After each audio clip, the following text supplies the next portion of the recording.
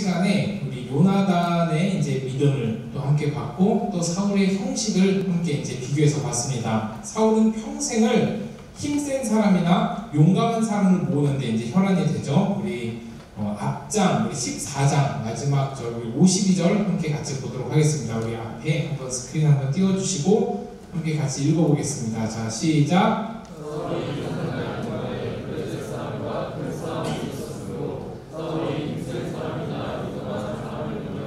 그들을 불러 모았더라. 아멘. 자, 여기서 보면 이제 그가 종교적인 형식을 채우고 사람을 모으는 일, 그러니까 사람을 모으고 힘센 사람, 용감한 사람을 모으는 일은 세상적으로는 어떻게 보면 굉장히 당연한 일이에요. 그런데 신앙적으로는 결코 옳지 않은 일이라는 것을 우리 너무나도 잘 압니다. 결국 사울로 인해서 백성이 어떤 고통을 받았죠? 자, 금식을 선포하죠. 사울이 전쟁을 앞두고 있는 그 백성들에게 금식을 선포해 버림으로써 백성들이 하나님의 말씀을 어기게끔 해요. 어떻게 어겼냐? 동물들을 핏째 먹는 그런 이제 끔찍한 일도 벌이게 되죠. 레위기 말씀을 보면 이 동물을 핏째 먹지 말아야 되는데 그 하나님의 말씀보다 사울을 더 두려워했기 때문에 그 백성들이 그런 잘못을 이제 저질렀고, 또 그렇게 금식을 선포한 결과 이제 그 아들에게도 문제가 생겨요. 그 아들 요나단은 정말 말도 안 되는 방법으로 그냥 무기든 소년 하나와 함께 가서 블레셋 전장에서 승리를 하고 돌아옵니다. 승리를 하면서 돌아오면서 별 생각 없이 그냥 꿀을 먹어요. 꿀을 찍어 먹다가 결국에 그것이 죽음의 위기로 바뀌게 되는 일을 이제 보게 되죠. 이처럼 신앙이 잘못되면 그저 자기의 종교심만 채우게 돼버리면 이렇게 문제가 생기고 다른 모든 것이 다 어긋납니다. 근데 우리도 반드시 생각해봐야 될 게 바로 이런 부분이에요. 우리가 지금 신앙 생활을 하고 있는지 종교 생활을 하고 있는지를 반드시 우리가 생각을 하고 넘어가야 된다는 것인데, 종교적인 활동, 이 종교적인 활동만 계속하면서 하나님과의 관계를 멀리하게끔 하는 게 누구의 전략이냐? 바로 사단의 전략이에요. 이 사단의 전략은 이 신앙 생활을 하기보다는 종교 활동을 하기를 원해요. 그러니까 많은 형식들로 우리들을 채우게 하고 하나님과 나와의 관계는 끊어버리는 이런 이제 전략을 하죠. 그러니까 우리는 이런 전략에 반드시 대비를 해야 돼요. 그러니까 사탄은 지금도 우리에게 그 정도만 하면 괜찮다 라고 이렇게 이야기를 하는데, 예배 적당히 드리고 또 봉사 적당히 하면 이제 그걸로 충분하다 이렇게 이야기를 하죠. 근데 이런 행위는 사울도 했어요. 사울도 종교적 활동과 행동들은 다 했습니다. 그런데 사울이 놓치고 있는 것이 뭐예요? 하나님과 철저한 그 관계, 하나님과의 그 경건 생활을 다 놓치고 있었죠. 반드시 하나님과의 나라의 관계를 힘쓰기를 우리가 원해야 되는 이유가 뭐냐면, 우리가 하나님과 나와의 관계를 놓치는 순간 모든 것이 다 어긋나 버리기 때문이에요. 그래서 우리가 그 하나님과 나와의 관계를 바로 세우기 위해서 가장 우리가 최선을 다해야 될 것이 하나님과 나와의 경건의 시간을 반드시 확보해야 된다는 거예요. 그래서 이제 즉 기도와 말씀 묵상이죠. 기도 없이, 또한 내 개인의 기도의 시간이 없이, 또 내 개인의 말씀 묵상이 없으면 내가 정말 하나님과의 어떤 관계를 이루어 가는지도 전혀 알지 못해요. 한 가지 극단적인 예를 들면, 공부를 잘하는 사람은 예습 복습을 참 잘한다고 해요. 신앙생활도 마찬가지인 것 같아요. 우리가 이 수업 시간이라고 만약에 이야기를 들면, 이렇게 하나님의 말씀을 우리가 들었으면 그 말씀을 들은 것을 가지고 실천을 해봐야 돼요. 묵상을 해봐야 되고 또 기도를 해야 돼요. 그런데 여기서 듣고 끝나면 전혀 발전이 없어요. 그래서 수업을 들을 때 공부를 못하는 사람의 특징, 제가 그랬어요. 그 선생님의 말씀을 다 듣는데 다 이해가 돼요. 저거 내가 모르는 게 아니니까 다 이해가 되는데, 그러고서 다시 복습을 안 하잖아요. 내게 되지 않아요. 그래서 다음에 시험에 문제 나오면 또 틀리게 되고, 그런 것들을 한번 이제 경험을 해본 적이 있는데, 그러면 안 된다는 거예요. 우리가 아무리 이제 수업이 쉬워 보여도, 또 우리가 말씀을 듣는 것들이 다 내가 아는 말씀이어도 그 말씀을 가지고 살아내려는 노력을 전혀 하지 않으면 우리 신앙의 발전이 없다는 사실이죠. 그래서 저는 이제 매일매일 하나님과의 관계를 위해서 가장 노력하고 있는 게 크게 세 가지가 있는데, 바로 기도, 말씀 묵상, 그리고 독서, 이 세 가지의 시간을 매일매일, 아마 매일매일 했던 것 같아요. 그리고 매일매일 하려고 노력을 하죠. 그런데 이 시간을 가지기 위해서 다른 모든 일들도 더 열심히 해요. 내가 반드시 하나님과의 이 경건의 시간을 가져야 되기 때문에 다른 일들을 지지부진하게 할 수가 없어요. 빨리 마치고 뭐 이렇게 행정일이나 다른 어떤 일들을 빨리 마치고 이 하나님과의 말씀과 하나님과 기도하는 시간과 또 이제 독서하는 이 시간들을 반드시 이제 채우려고 노력을 하는데, 그래서 이 시간을 최고 우선순위로 노력을 하다 보니까 조금씩 그때서부터 이제 신앙이 이 정도는 조금 성장을 하겠구나라는 것을 아주 조금 느끼더라고요. 아직은 멀었지만. 그런데 계속 우리의 연약함 때문에, 저희 연약함 때문에 놓칠 때도 있어요. 그런데 계속 놓쳐서는 안 된다는 거죠. 우리도 물론 신앙생활 하면서 하나님과의 관계를 조금 멀리 할 수도 있고 놓칠 수도 있어요. 하나님이 지금 나에게 무엇을 말씀하시는지 조금은 못 들을 수도 있어요. 그런데 계속 못 들어서는 안 된다는 거죠. 계속 놓쳐서는 안 되고 절대로 이런 형식에만 머물러 있지 말고 하나님과 나와의 이 독대하는 시간을 가져야 된다는 거죠. 그러니까 하나님의 말씀을 들었으면 그 말씀을 조금은 내 삶에 어느 정도는 적용하려는 노력. 그저 주일날 최선을 다하고 정말 내 목숨 다 바쳐서 일 열심히 하고 일주일의 삶 그냥 그저께 살아가면 그 말씀이 나에게 오기도 힘들고 진정한 삶의 예배가 나에게 이루어지기 힘들다는 것을 우리가 또 알 수가 있습니다. 그래서 오늘 본문 1절을 보면 이제 사무엘이 사울에게 이렇게 말하죠. 여호와의 말씀을 들으소서. 근데 이것을 조금 더 원문에 가깝게 직역을 하면 이렇더라고요. 여호와의 말씀의 목소리를 들으소서. 이게 뭐냐? 이 하나님의 말씀을 좀 들을 수 있는 그 지혜를 좀 가지라는 거예요. 정말 우리에게도 필요한 말씀인 것 같아요. 우리 하나님께서 지금 우리에게 뭐라고 말씀하시는지 항상 우리는 궁금해해야 되고 찾아야 되고 하는데 그 방편으로 말씀으로 우리가 하나님의 음성과 목소리를 들어야 되는데 참 우리가 하나님의 음성과 목소리를 듣지를 못해요. 우리의 영이 너무나도 아둔해서.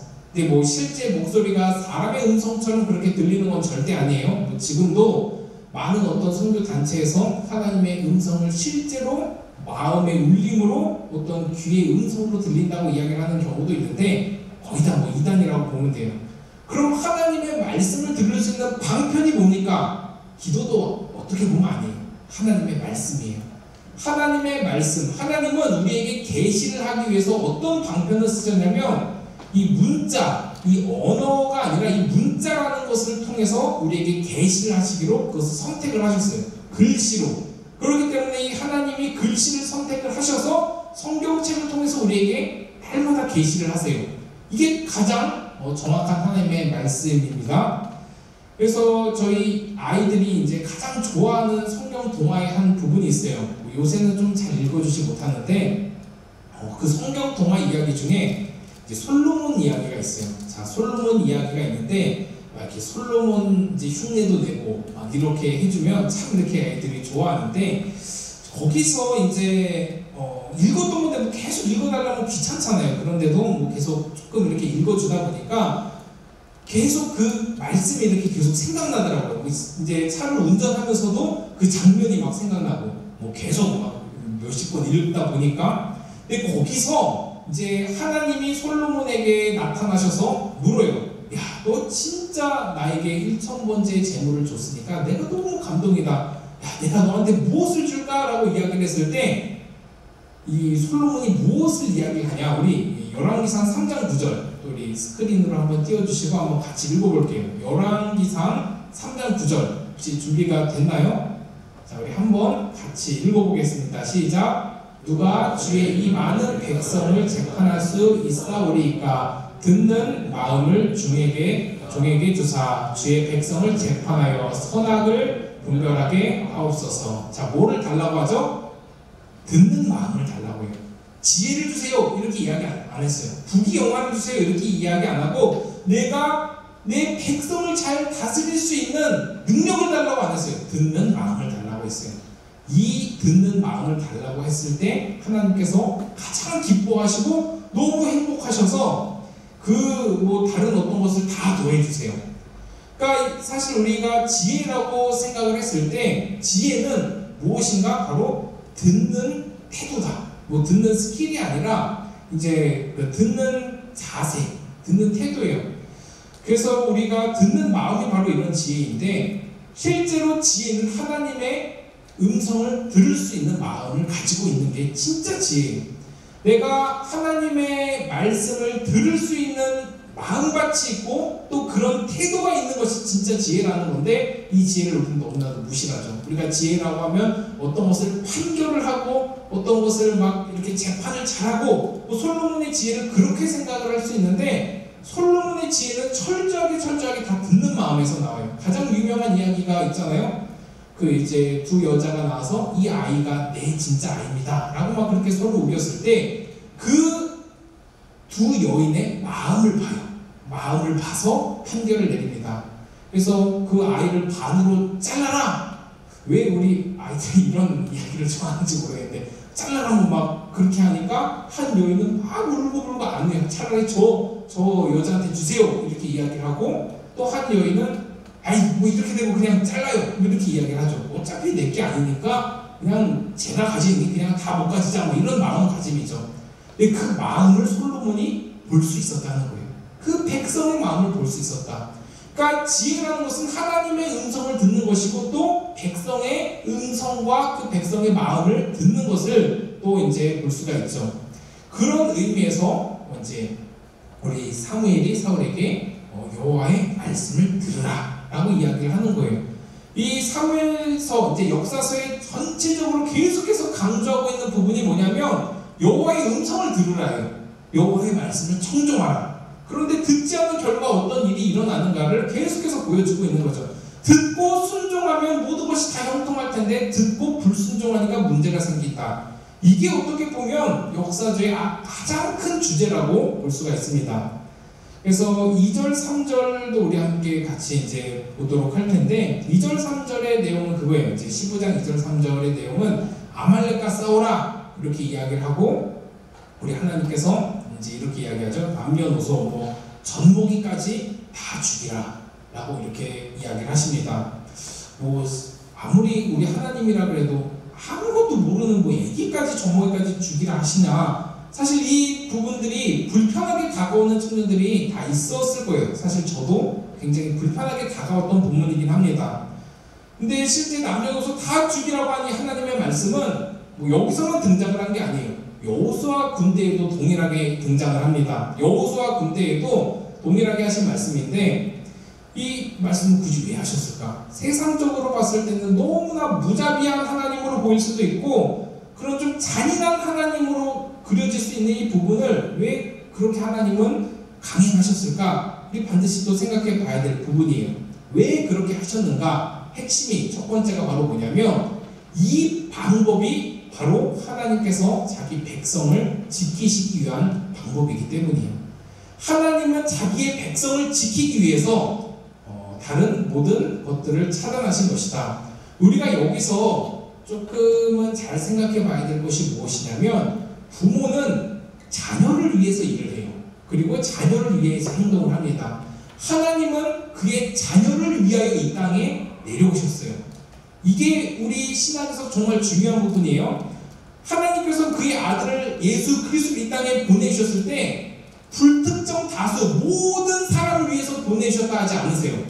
우리 뭐 다 우리들을 위해서 오셨지 라고 생각할 수도 있는데, 철저하게 장로교 신앙에서 보면은 하나님은 예수 그리스도를 그의 자녀를 위해서 보내주셨다 라고 이야기를 합니다. 이걸 우리가 반드시 기억을 해야 되는데, 그렇게 따지면 하나님은 그의 백성을 위해서 일하시는 게 맞아요. 그렇기 때문에 하나님의 백성이 아닌 자들이 하나님의 백성의 정체성을 흔들고 그 백성들이 하나님을 완전히 알아보지 못하게끔 방해가 된다고 하면 그것을 처단을 해야 돼요. 그게 부모의 마음이죠.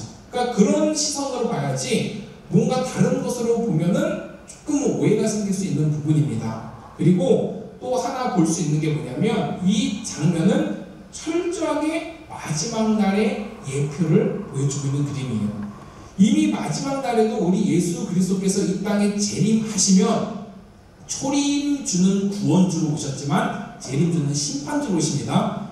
심판주로 오신 그 순간부터는 이제 기회가 없어요. 하나님의 백성이 아닌 자들은 다 지옥으로 떨어질 것이고, 하나님의 백성들은 다 하늘로 올라갈 거예요. 이게 하나님이 일하시는 방법이에요. 그러니까 자꾸 이것을 하나님의 백성이 아닌 사람들의 입장에서 대입하려고 보니까 성경이 막 이상하게 해석이 되는 거예요.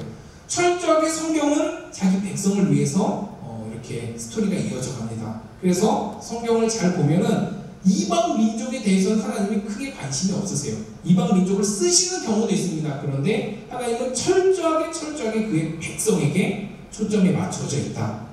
그래서 이제 우리 예수 그리스도를 구주로 영접하지 않는 자들이 다 버림을 받을 것이라는 그런 의미도 여기 다 내표가 되어 있어요.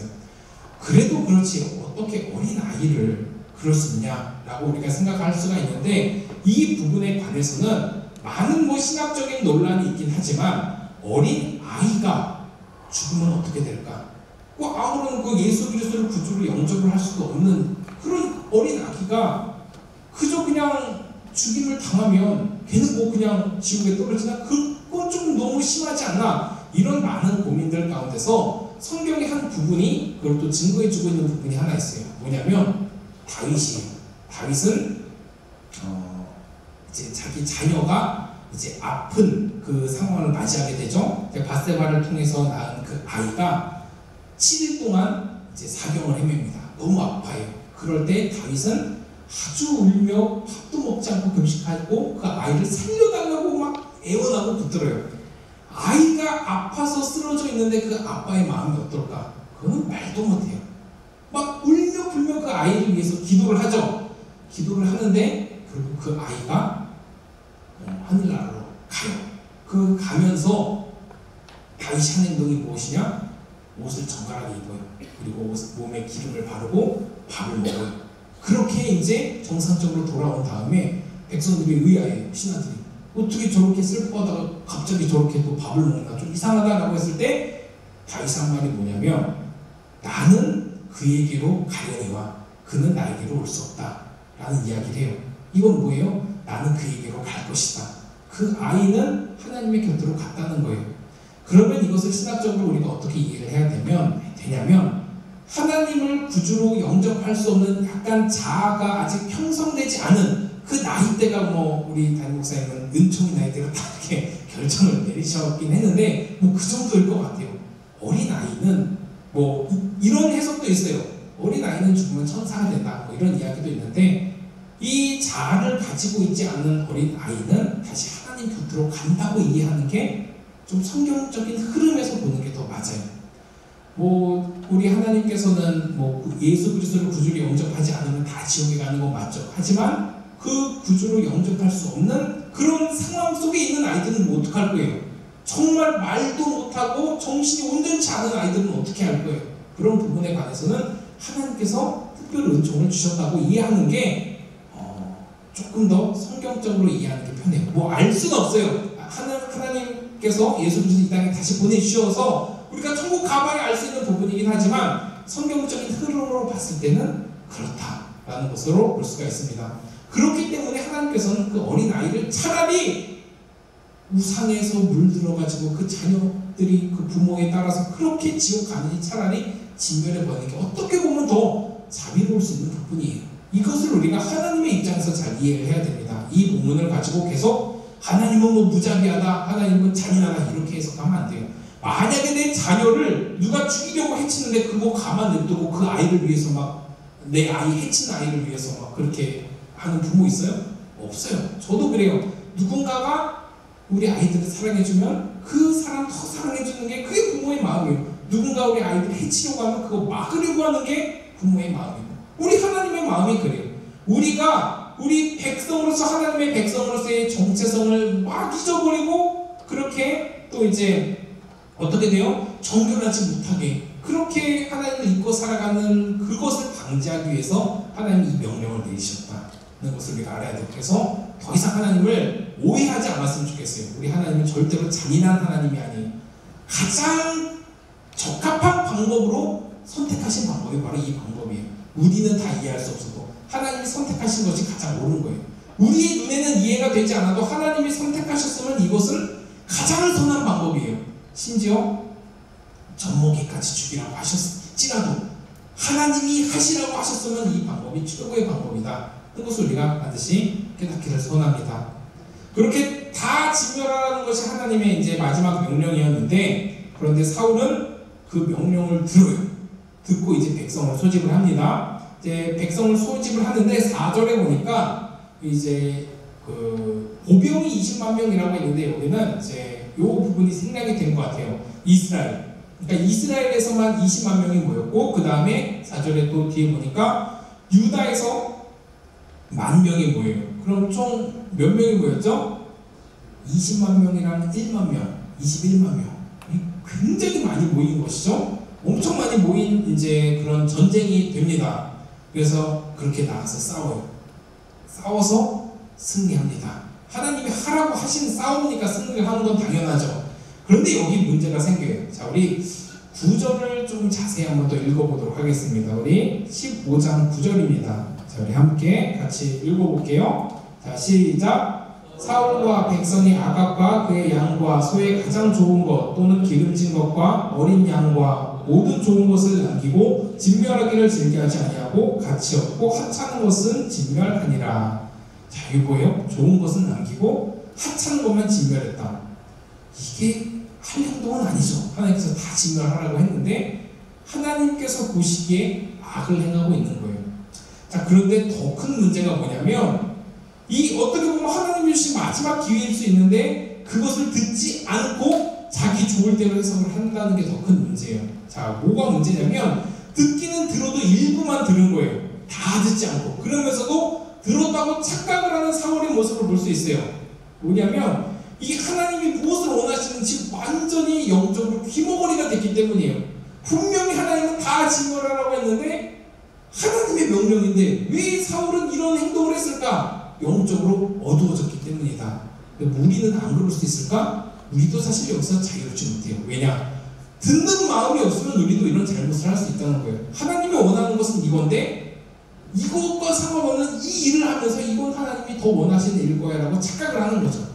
하나님이 원하는 일이 무엇인지를 알아야 되는데, 이미 하나님께서 직접적으로 이 당시에 사울에게 말해주셔도 사울의 마음이 다치고 영적으로 어두워졌기 때문에 전혀 듣지 못했던 거예요. 영적으로 귀머거리가 된 거죠. 정말 우리의 신앙도 이렇게 사울처럼 영적으로 귀가 어두워져 버리면 크게 착각을 할 수 있다는 것을 알아야 돼요. 잘못 가고 있어도 어디로 가고 있는지는 몰라요. 내가 지금 잘하고 있는지 못하고 있는지 반드시 말씀으로 하나님 앞에 점검을 받아야 되는데 전혀 그것을 깨닫지 못하는 거예요. 그때가 가장 심했을 때가 언제냐면 교회도 몰랐고 종교 지도자도 몰랐고 백성들도 다 몰랐던 그 시대가 어떤 시대냐면 종교개혁 그 이전 시대예요. 자, 교회가 하나님의 말씀을 잘못 해석해요. 그래서 하나님의 말씀을 백성들이 잘못 들어요. 그래서 다 이제 망이 가고 있는 그 시대에 종교개혁가가 나와서 뭐라고 이야기해요? Back to the Bible. 성경으로 돌아가자고 이야기해요.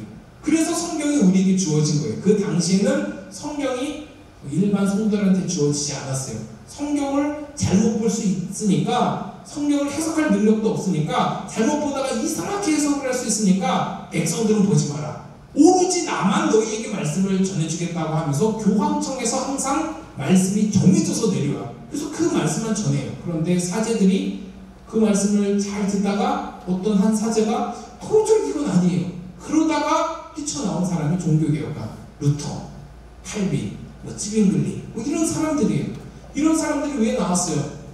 하나님의 말씀을 읽지 못하게 하는 그 교황청에 반대하면서 하나님의 말씀을 읽게끔 하는 운동을 해요. 그래서 성경 번역을 합니다. 목숨 걸고 성경을 번역을 해요. 라틴어로 된 성경을 독일어로 번역을 해요. 그 당시 독일 사람들이 다 볼 수 있게끔. 거기서부터 종교 개혁이 일어나고 하나님의 말씀으로 돌아가는 역사가 일어나요.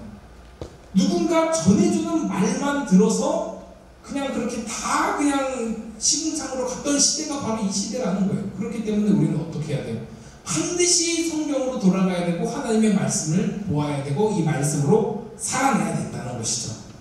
자, 결국 하나님께서 이제 사무엘에게 이런 말을 해요. 우리 11절. 자, 11절을 보면 시간 관계상 제가 볼게요. 11절을 보면 사울을 왕사한 것을 후회하신다고 해요. 후회. 야, 이거 잘 생각해 봐야 돼요. 왜냐면 우리 하나님의 속성 중에서 과연 후회라는 것이 어울리긴 할까? 하는 것이기 때문이에요. 하나님이 후회할 수 있는 분이라고 하나님은 완전하신 분이 아니잖아요. 이렇게 생각하면 하나님은 실수가 없으시고 후회가 없으신 분인데 왜 하나님께서 굳이 후회를 하셨다는 표현을 했을까?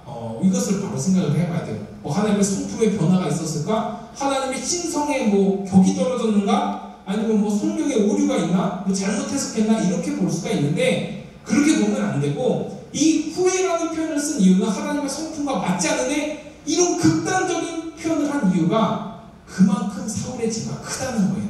이것을 수사학적으로 표현하기 위해서 하나님께서 후회를 하셨다는 표현을 한 거예요.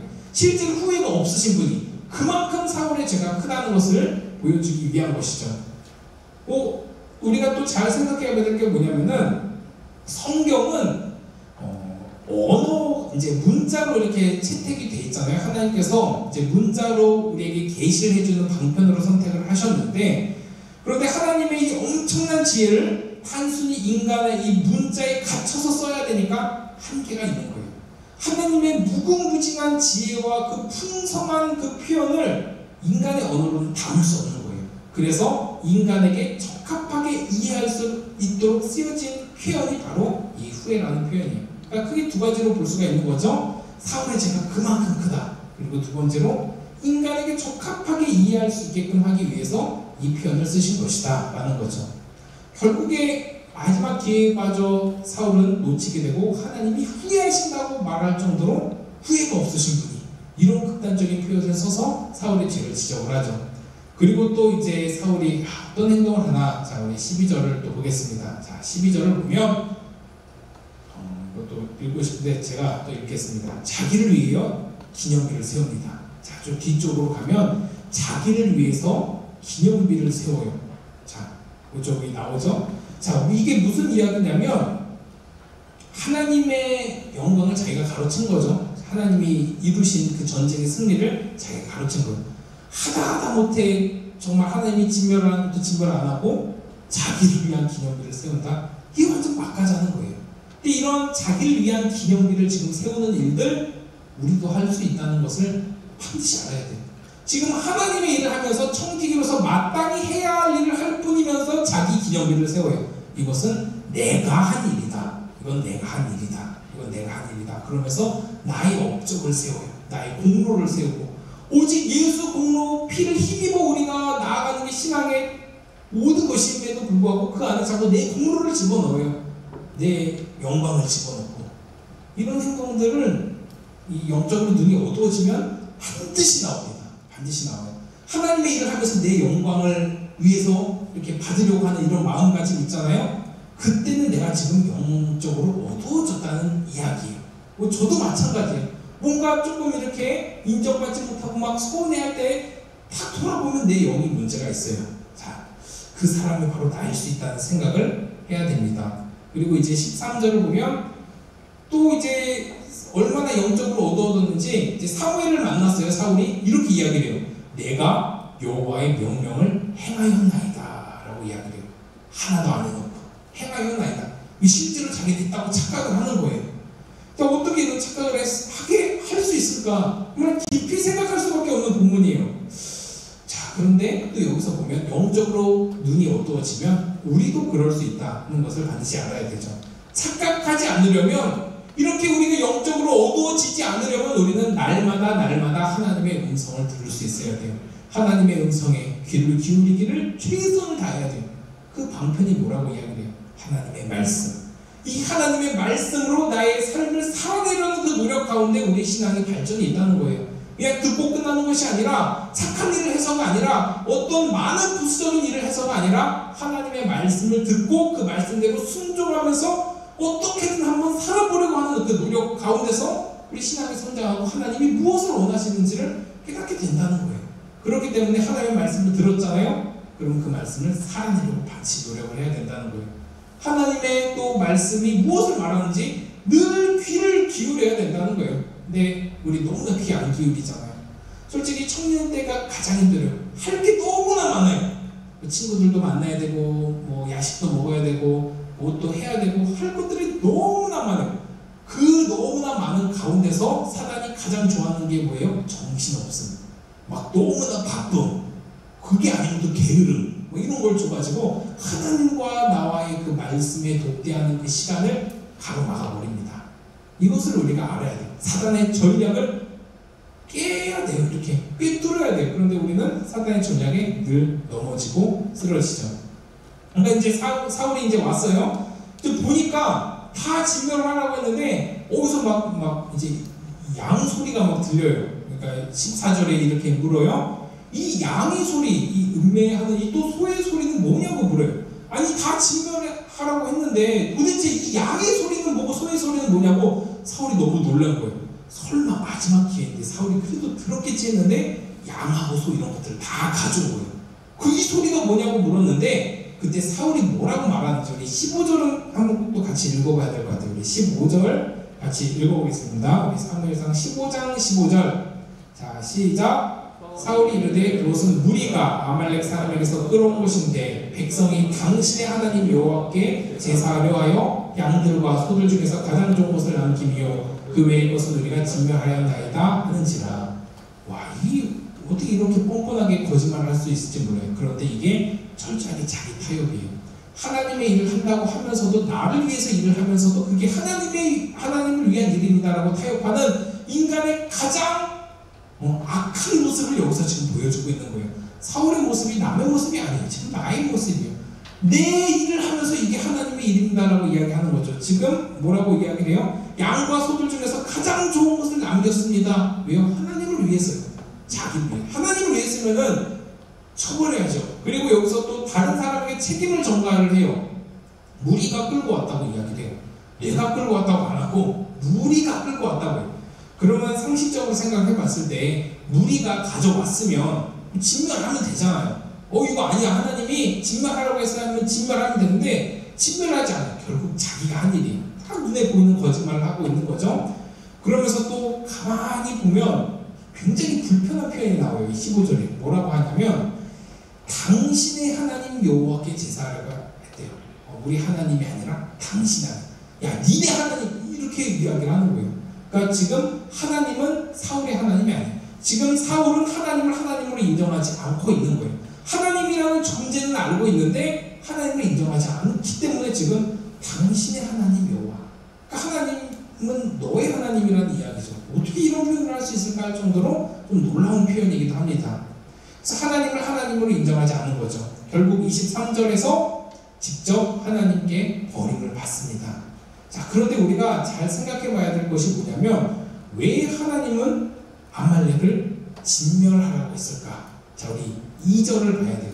왜 하나님께서 아말렉을 굳이 이렇게 다 진멸하라고 했을까? 그들이 남은 우상 때문일 수 있는데 근본적인 이유가 있어요. 자, 근본적인 이유입니다. 우리 15장 2절 한번 같이 읽어볼게요. 시작. 만군의 여호와께서 이같이 말씀하시기를 아말렉이 이스라엘에게 한 일 곧 애굽에서 나올 때에 길에서 대적한 일로 내가 그들을 벌하노니. 뭐예요? 출애굽 때 이야기를 하고 있는 거예요. 지금 이제 사무엘서가 나오고 있는데 출애굽 때 이야기를 하고 있는 거예요. 출애굽 시대 때 지금 그 이스라엘 백성들이 홍해를 건너고 나올 때 누가 앞길을 가로막냐? 이 아말렉이 가로막고 있어요. 이것을 하나님을 기억을 한 거예요. 제가 이제 신대원 때 아주 오래된 이야기죠. 그때 목회학을 저에게 가르쳐 주셨던 한 목사님께서 이 표현을 이렇게 하셨어요. 너무 이렇게 좋은 표현이가 어떻게 이제 각인이 되는 표현이어서 아직도 잊지 못해요. 하나님은 뒤끝 장렬이다. 왜 이런 말씀하셨냐면 이게 언제적 이야기예요. 이게 굉장히 오래된 이야기인데 하나님은 그의 자녀들에게 해를 끼쳤던 그 아말렉을 기억하고 계셨다는 거예요. 그것을 하나님 갚으신다. 이게 하나님의 백성으로서는 얼마나 큰 위로가 되는지 몰라요. 하지만 하나님의 백성이 아닌 아말렉은 뭐예요? 다 진멸되고 있잖아요. 그러면서 오늘 말씀의 핵심이에요. 자, 우리 스크린에서 한번 띄워주시고 우리 출애굽기 17장 16절 한번 같이 읽어보겠습니다. 우리 출애굽기 17장 16절입니다. 시작. 이르되 여호와께서 맹세하시기를 여호와가 아말렉과 더불어 대대로 싸우리라 하셨다 하였더라. 아멘. 뭐요? 여호와가 아말렉과 더불어 대대로 싸우겠다. 이 말씀은 뭐냐면 하나님께서 아말렉을 그 당시에 반드시 그냥 다 진멸해버리겠다는 의미가 아니라 아예 그 싸움을 만나게 해주시지 않겠다는 게 아니라 대대로 내가 이 아말렉과 더불어 싸워주겠다고 이야기를 해요. 이건 뭐냐면 그 전쟁의 승리를 하나님께서 이미 허락을 해주셨지만 하나님께서는 그 아말렉과 같은 그 백성들을 대적하는 자들은 반드시 내가 더불어 대대로 싸워주겠다고 이야기를 하는 거예요. 얼마나 큰 위로의 말씀인지 몰라요. 문제는 그거죠. 그 당시에 완전히 싹 없애주시던가 아예 이 문제를 안 만나게 해주시면 좋을 것 같은데 왜 하나님께서는 내가 반드시 아말렉을 진멸하리라가 아니라 대대로 끝까지, 이거는 어떻게 보면 현재 진행형이에요. 쭉 계속 싸워주시겠다고 이야기하는 것일까? 하나님 못 이기셔서 그런 것일까? 그런 의미가 아니에요. 우리가 여기서 진짜 생각해 봐야 될 게 뭐냐면 이거예요. 우리가 착각하지 말아야 될 게, 우리가 예수님을 믿잖아요. 하나님의 백성이 되었다 하더라도 우리 안에 모든 문제가 한 번에 해결되진 않는다는 사실이에요. 우리가 예수님 믿으면 이 세상 모든 문제 다 사라지고 아말렉과 같은 문제들 다 사라지냐? 아니라는 거예요. 예수님을 믿는 그 순간 만수무강하게 되고 우리 모든 문제 다 해결되고 우리 가족의 문제 다 해결되고 심지어 우리 성품이 예수님의 성품을 닮아서 모든 유혹에서 뭐 다 이렇게 승리하고 내 마음이 막 바다같이 막 넓어지고 막 그렇게 돼요? 아니에요. 예수님을 믿는다 하더라도 내 안에 옛사람이 남아있어요. 그래서 내 안에 바다 같은 넓은 마음이 아니라 정말 미세먼지만한 작은 마음을 가질 수도 있어요. 뭐 이것도 제 아이를 이야기해서 또 죄송한데 우리 첫째가 뭐 힘쓰러 울 때 너 왜 이렇게 뭐 이렇게 마음이 작아? 너 이렇게 하면은 울면서 이렇게 내 마음 미세먼지보다 더 작아 이러면서 이렇게 울어요. 그래서 그런 표현을 어디서 받았는지 배우는지 모르겠는데 그만큼 작다는 표현이에요. 그러면서 이제 이렇게 생각해 보면 뭐 저 역시 마찬가지예요. 뭐 바다같이 넓은 마음을 가지고 있다고 착각은 하지만 실제로 아직도 옛사람의 습성이 남아있어요. 계속해서 세상과 하나님 사이에서 갈등이 있어요. 그런데 우리 하나님께서 그 아말렉과 내 안의 죄성과 더불어서 대대로 싸워주시겠다고 이야기하신 거예요. 바로 이것 때문에. 그래도 이전에는 죄인지도 몰랐고 막 그렇게 방종하게 살다 이제는 그래도 죄인지도 알잖아요. 그렇기 때문에 죄를 지어도 죄책감이 들고 그 죄로 인해서 내가 다시 하나님께 나오게 되고 그 갈등 속에서 하나님께서 계속 싸워주시겠다는 거예요. 완전히 내가 성화가 되어서 모든 것이 완벽하게 되면 하나님이 싸워주실 필요가 없죠. 그런데 하나님께서 우리의 연약함 다 싸워주시겠다고 이야기를 해주시는 것이죠. 우리 말씀 딱 한 구절, 한 번만 더 보도록 하겠습니다. 우리 이제 신명기 25장 17절 18절 우리 함께 같이 읽어볼게요. 자, 신명기 25장 17절 18절. 자, 시작. 너희는 애굽에서 나오는 길에 아말렉이 내게 행한 일을 기억하라. 곧 그들이 너를 길에서 만나 내가 피곤한 때에 내 뒤에 떨어진 악한 자들을 쳤고 하나님을 두려워하지 아니하였느니라. 자, 여기서 뭐라고 이야기를 하죠? 가장 약할 때 와서 쳤다.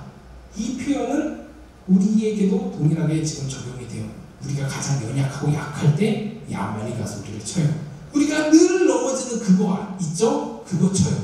내가 가장 약한 것 가지고 마귀는 막 공격을 해요. 그때 내 힘으로는 도저히 할 수 없을 그때에 하나님께서 나타나셔서 내가 싸워주겠다 라고 말씀해 주시는 거죠. 내 안에 죄성, 내 안에 연약함, 내 안에 내 힘으로 해결할 수 없는 그 모든 것들, 도저히 내 힘으로 이길 수 없는 나의 연약함까지 우리 하나님께서 싸워주시겠다고 약속을 해주시는 거예요. 그렇기 때문에 우리는 하나님을 신뢰할 수밖에 없는 거죠.